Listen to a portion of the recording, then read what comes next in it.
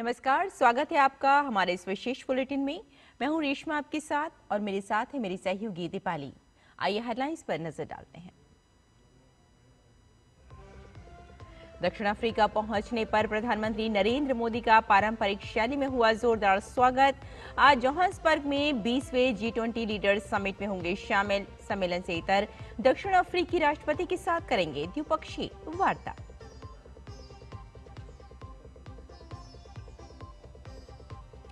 प्रधानमंत्री मोदी ने जोहान्सबर्ग में अपने ऑस्ट्रेलियाई समकक्ष एंथनी अल्बनीज से की मुलाकात।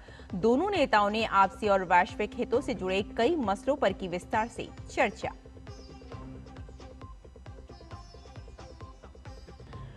शांति योजना को स्वीकार करने के ट्रंप के अल्टीमेटम से धर्म संकट में यूक्रेन।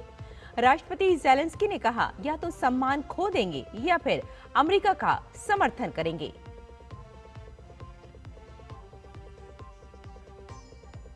बेहतर वेतन, जन सुरक्षा और सामाजिक सुरक्षा के वादे के साथ देश में नई श्रम संहिताएं लागू। प्रधानमंत्री ने कहा, श्रमेव जयते। ILO महानिदेशक ने किया स्वागत।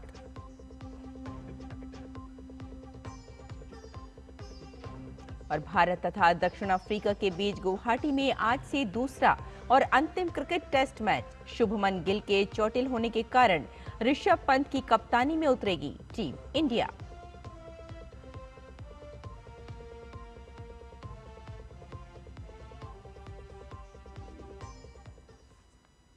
और आइए अब समाचारों पर डालते हैं विस्तार से नजर।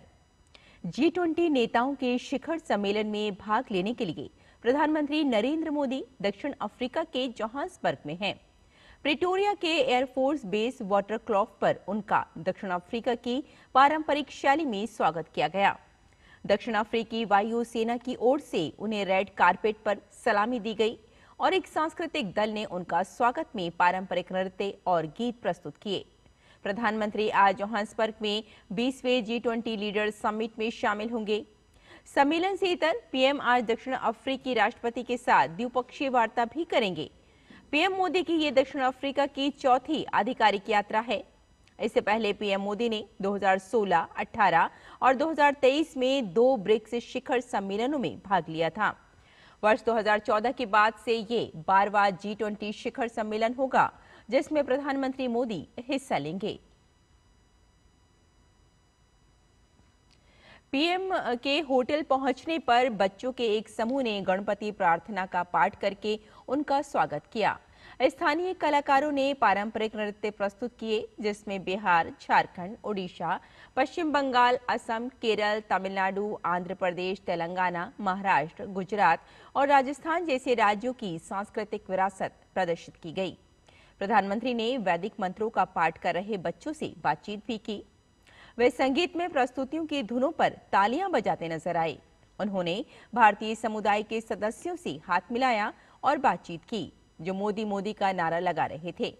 प्रधानमंत्री नरेंद्र मोदी ने गिरमिटिया गाने गंगा मैया की प्रस्तुति को काफी सराहा। उन्होंने कहा कि ये बहुत खुशी देने वाला और दिल को छू लेने वाला अनुभव था। पीएम मोदी ने जोहान्सबर्ग में अपने ऑस्ट्रेलियाई समकक्ष एंथनी अल्बनीज के साथ मुलाकात की। दोनों नेताओं ने आपसी और वैश्विक हितों से जुड़े कई मामलों पर विस्तार से चर्चा की। ऑस्ट्रेलियाई पीएम ने दिल्ली बम हमला और सऊदी अरब बस हादसे में जान गंवाने वाले मृतकों के परिजनों के प्रति संवेदनाएं व्यक्त की। ऑस्ट्रेलियाई पीएम ने कहा कि दोनों देशों के बीच पहले से रिश्ते पहले से कहीं ज्यादा मजबूत हुए हैं। दोनों देशों के बीच आर्थिक, रक्षा और सुरक्षा के क्षेत्र में रिश्ते और भी गहरे हुए हैं। उन्होंने दोनों विदेश मंत्रियों के बीच हुई सौहार्दपूर्ण बातचीत का भी जिक्र किया और बताया कि कैसे ऑस्ट्रेलिया में रहने वाले भारतीय संबंधों को मजबूत कर रहे हैं।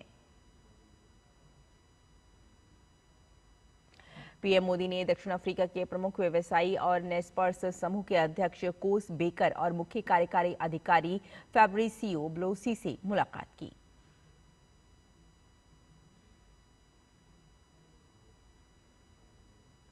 दक्षिण अफ्रीका की यात्रा पर पीएम मोदी ने जाने माने सामुदायिक संगठनों के प्रमुख और प्रौद्योगिकी से जुड़े भारतीय मूल के उद्यमियों के साथ मुलाकात की। देश में दशकों पुराने मौजूदा श्रम कानूनों को सरल और कारगर बनाने के उद्देश्य से 4 नई श्रम संहिताएं, वेतन संहिता 2019, औद्योगिक संबंध संहिता 2020, सामाजिक सुरक्षा संहिता 2020 और व्यावसायिक सुरक्षा, स्वास्थ्य तथा कार्यदशा संहिता 2020 लागू हो गई है। नई श्रम संहिताएं देश के कार्यबल के लिए बेहतर वेतन, सुरक्षा, सामाजिक सुरक्षा और कल्याण सुनिश्चित करेंगे। नए श्रम संहिता सुधारों में सभी श्रमिकों के लिए समय पर न्यूनतम मजदूरी, युवाओं के लिए नियुक्ति पत्र, महिलाओं के लिए समान वेतन और सम्मान प्रदान करेगा। प्रधानमंत्री नरेंद्र मोदी ने इस कदम की सराहना की है। उन्होंने कहा कि ये श्रमिकों के अधिकारों की रक्षा करेगा तथा राष्ट्र के आर्थिक विकास को सशक्त बनाएगा। वहीं अंतर्राष्ट्रीय श्रम संगठन के महानिदेशक गिलबर्ट एफ होंगबो ने भी नई श्रम संहिताएं लागू होने का स्वागत किया है।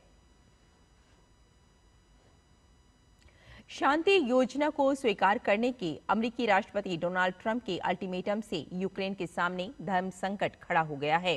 ट्रंप ने कहा कि कीव को इस प्रस्ताव पर 1 हफ्ते के भीतर फैसला करना होगा।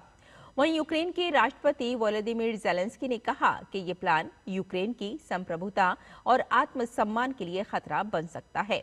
उनका आरोप है कि ये प्रस्ताव रूस की प्रमुख मांगों के पक्ष में है।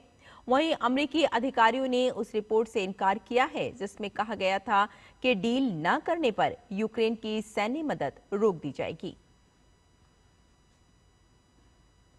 भारत और दक्षिण अफ्रीका के बीच 2 मैच की टेस्ट सीरीज का दूसरा मैच आज से गुवाहाटी में खेला जाएगा।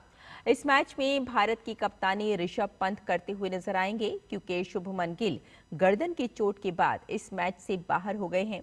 ऐसे में उनकी जगह पर मिडिल ऑर्डर की जिम्मेदारी साई सुदर्शन को दी जा सकती है। टीम इंडिया को कोलकाता के ईडन गार्डन्स में खेले गए सीरीज के पहले मैच में हार मिली थी। ऐसे में टीम इंडिया के सामने सीरीज बचाने की चुनौती होगी। भारतीय बैडमिंटन स्टार खिलाड़ी लक्ष्य सेन ऑस्ट्रेलियन ओपन बैडमिंटन प्रतियोगिता के सेमीफाइनल में आज चीनी ताइपे के चाउ तिएन चेन से भिड़ेंगे।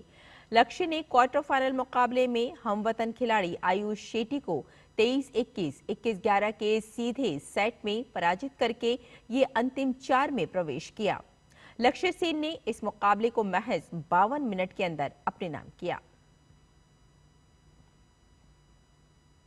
डेफलिम्पिंग टोक्यो में शूटिंग में भारतीय खिलाड़ियों ने दमदार प्रदर्शन दिखाया है। भारत की शौर्य सैनी ने 50 मीटर राइफल 3 पोजीशन में 450.6 अंक से रजत पदक जीता।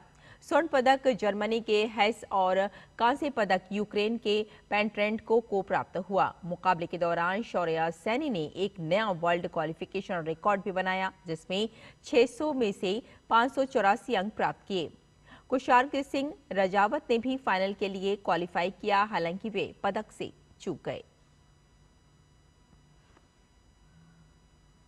तो इस विशेष बुलेटिन में फिलहाल इतना ही। मुझे और मेरी सहयोगी दीपाली को यहीं अनुमति दें। नमस्कार।